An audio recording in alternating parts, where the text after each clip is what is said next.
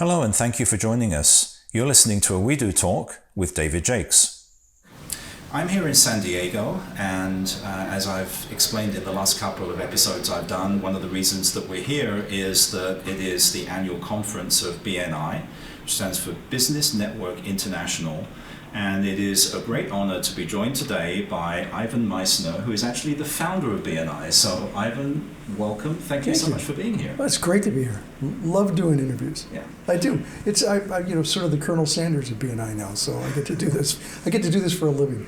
And I would imagine you've been shut down from doing this for the last couple of years. This is the first in-person conference in 3 years, maybe? Yeah, it is. I've been doing a lot of interviews by Zoom and by phone, obviously. But yeah, this is the first live interview in years. So great to have you here. Thank you. So BNI has been around for more than 20 years. I think the end. 37 years. 37 years. But who's counting? Is that real? Yeah, I started in 1985. Is that right? Okay, I thought it was the 1990s. So I stand corrected. So.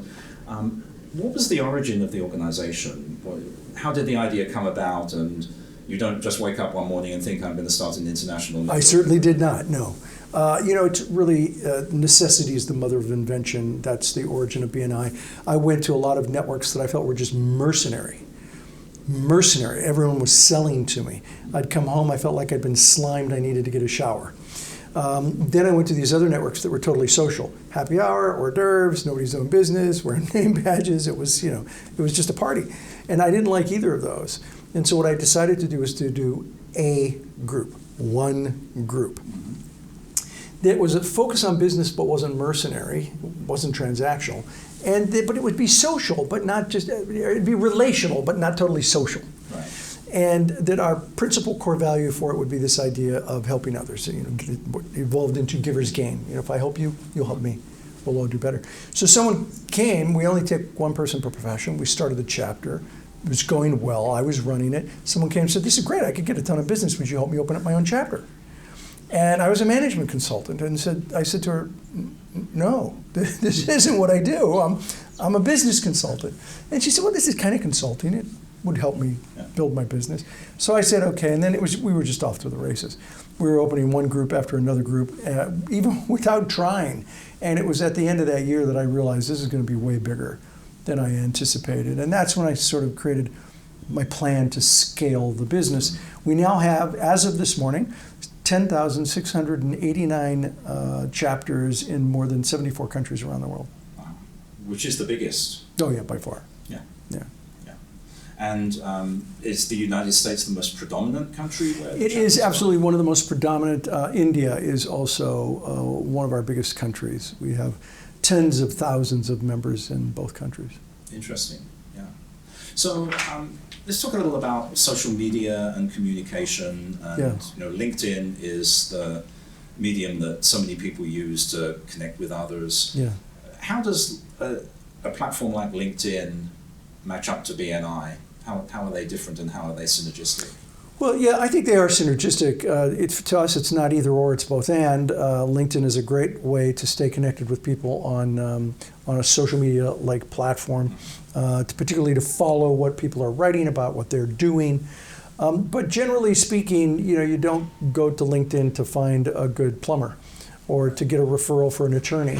And BNI is a referral organization. We get together with the primary purpose of passing each other referrals.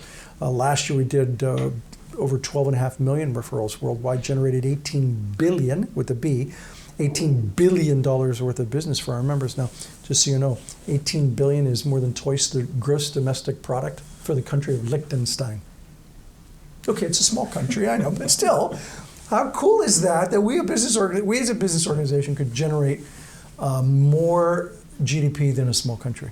Yeah, that is amazing. Yeah, that really is. And I mean, how many industries? Countless. You probably don't have a number to say how many. Oh, yeah, it'd be thousands and thousands of industries. And I think the other thing that's truly amazing about our organization is that we have 37 years of consecutive growth, year on year. No year was a smaller membership number than the previous year. Every year we've grown.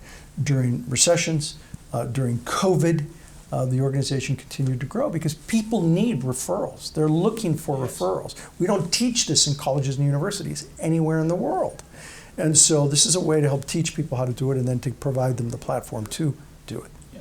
I was actually just going to ask you about COVID and how that changed things for BNI. Did you see slowdown, change of the way you do things? Obviously, everyone had to adapt. Oh yeah, well, we had at the time COVID hit almost 10,000 chapters, meeting in person every week. Right. So we had to transition. We had to pivot very, very quickly from 10,000 in-person weekly meetings to 10,000 online weekly meetings, which we successfully did worldwide.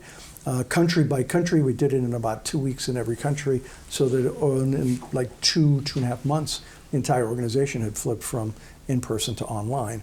We're now going back to some groups in person, some hybrid, where they're maybe do 1 in person and 3 online, and some who are going to stay online. I mean, we have 600 chapters that have never met in person. Really? Because they started during COVID. Yeah.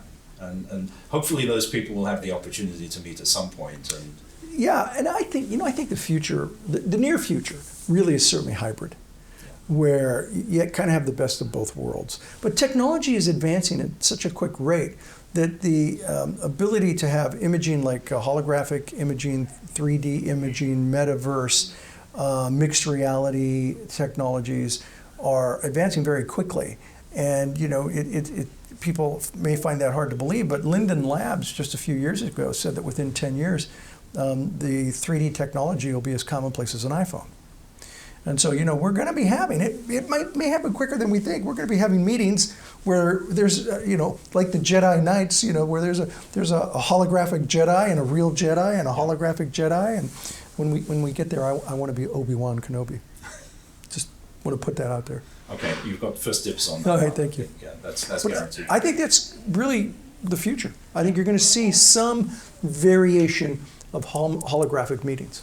Absolutely. I think that definitely the way of the future, and you're right, there will be a hybrid, just as we're seeing a hybrid of the workforce now. Some people are going back to work in person, some are staying home. By the way, I predicted that in 2018. Really? Yeah, I wrote an article for entrepreneur.com that said the future of face-to-face is going to be online. And when I said it, people were like, "Oh, you're crazy. The old man's kind of losing it. He's getting old." But that's exactly what happened. I didn't expect it to be COVID. I thought it was just because of technology, but COVID expedited that. Yeah. Well, as technology improves, it is easier to communicate remotely. Yeah. And it is more difficult to physically move people from one place to another. It's more time-consuming, but nothing quite takes place of the one-on-one meeting. Yeah. Looking the person in the eye. Yeah. 3-dimensionalized. Yeah. And that level, the trust that develops between people, and that is probably one of the things that's really ingrained in BNI, is developing those relationships and developing that trust. And that personal connection is a force multiplier in developing credibility between people. Yeah, no question. Ivan, you mentioned your writing about predicting some of the future of technology. You're also an author, a published author. How many books have you published? 26. 26, okay. Yeah. Probably the best known is Who's in Your Room. Who's in Your Room is one of my absolute best known books. You want a quick breakdown of what that book is? I'd love to. Imagine that you live your life in one room. And that one room has only one door. And that one door is an enter-only door, so that when people come into your life or into your room, they're there forever. You can never get them out. Now, luckily it's a metaphor, but if it were true, would you be more selective about the people that you've let into your life? Absolutely. Yeah. I would argue it's not a metaphor. I would argue that it's much more real than people think, and here's why. I want you to think of somebody that you got out of your life, because people tell me, I can get people out of my life. Okay, well, think about somebody that you got out of your life, and they were caustic, toxic, difficult. You just really didn't like them. Now, I'm not gonna make you name that person. But do you have somebody in mind? I do. I want you to think of something that they did to you that made you want them out of your life. You got that situation? Yes. Okay, so if they're still in your head, they're still in your room. And they will be for the rest of your life, because the room starts here and ends here. Yes. It's your mind. And we interviewed Dr. Daniel Amen, and one of the things he said was that when you have a relationship with someone, professional, personal relationship, their fingerprints are all over your brain. They're going to be there forever. And so our argument in the book is that you have to be more selective about the people that you do let into your life. And the people that you've let in now that you know this, or maybe family members where you had no choice, how do you deal with them? They may be in your room, but their baggage has to stay out. And how do you keep that baggage out? And then how do you create the room of your dreams? These are the things that we talk about in the book. And I think it's one of the books that I've done that'll have the biggest impact on people in the future. I wish I read the book when I was 17 instead of wrote the book when I was in my 60s. Yes. Because had I read it at 17, I think I would have made even better choices about who I brought into my life. Yeah. One of the things I read recently, just a little caption, somebody put it out on social media, is something like, as we age, our eyesight gets a little worse, but our ability to be able to see through people gets better. Yeah, that's a great soundbite. I think I've got to write this down. Our eyesight gets worse, but our insight gets better. Yeah, nice way of putting it. Yeah, I see my assistant off camera writing that down for me. Ivan, another thing I'd like to ask you about is the BNI Foundation. Because Yes. aside from being this phenomenal world global organization that connects people, connects the dots and brings people together, it also does some charity work, some philanthropic work. And you started the foundation with your late wife, Beth. Yes, yeah. Would you tell us a little about the foundation and its mission? Yeah, we really want to help children and education. That is our goal. Children represent 20% of the population, but they're 100% of our future. And so it's really important that we felt, and luckily our BNI organization felt the same way, that we pour into young people and help them, particularly with education. Because education, to me, is the great equalizer in the world. The people with a good education can do amazing things. The challenge is getting that education sometimes, getting a quality education is often the challenge. And so children and education are what we focus on. We've been able to give millions of dollars across the world through the kind donations of BNI directors, members, as well as Elizabeth and I. And it's done incredible work. I think really our belief when we started the foundation was that we as individuals may not be able to make a world of difference, but we can make a difference in the world. Mm-hmm. You do that with one child at a time. Yeah, great mission. Congratulations on the success, and I'm sure the kids around the world that you've been able to help are very grateful if they may not even know that it's you that's involved, but I'm sure there's some gratitude out there. I've seen the videos and the photographs, and the foundation has changed people's lives, no question about it. Yeah. Great. What is in the future for BNI? Well, I think BNI is going to be integrating a platform operation more and more into the organization. I mean, it started 10 years ago, 11 years ago now, where everything we did was paper. We mailed reports in. We mailed physical applications in just 11 years ago. And so the first step was creating something called BNI Connect, which is sort of LinkedIn, but it's a walled garden only for BNI members. You get to play in it. And so we have that. Then we've got the BNI Connect app, where people now can stay connected on an application. The beauty of that is, I gave you some numbers earlier, over 12 million referrals, 18 billion in business. It's because we track that. That's not a number that we pull out of the air. Those are numbers that our members say they made that year. So that technology has helped us a great deal. We've also now got Business Builders, which is an online platform to educate our members. Because we don't teach this in school, we want to provide a platform for them to really go deep and learn how to do this more effectively. And now, of course, the hybrid and online. So I think more and more the future of networking is going to be some form of online platform, even if we do have the in-person as well. Yeah, great. And is there another book on the horizon? Yes, there's a few. There's a few. We're working on the second edition of Who's in Your Room. I've also got a book called Infinite Legacy, which is really talking about the fact that millionaires and billionaires are not the only people that can leave a legacy. We can all leave a legacy. Our legacy is how we live our lives and who we impact. And there are always people that are in our story, people that have somehow helped us, they've mentored us. Sometimes it's just a little nudge. Other times they pour into us. And so I've talked to so many people, and I've said, do you have somebody like that in your life? And they can name person after person that is in their story.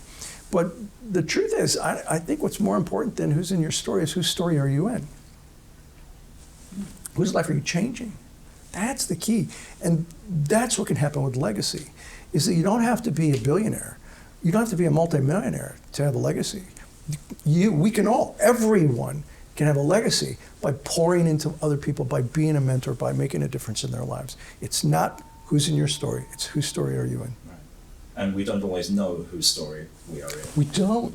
And isn't that amazing? Sometimes I meet a BNI member from another country who I've never even met, but they've read my material, they've listened to my podcast, and they come to me and they say, you've changed my life. And it blows my mind that with the technology that we have today, we can be virtual mentors. Yes. We can, when I was a young man, the only way to have a virtual mentor was to read a book or, get a cassette tape. For the millennials out there, you have to look it up, what a cassette tape is. But it's, today it's so easy to really be a mentor, even when you don't know it. You're just putting it out into the world. And sometimes somebody will come back and tell you, thank you.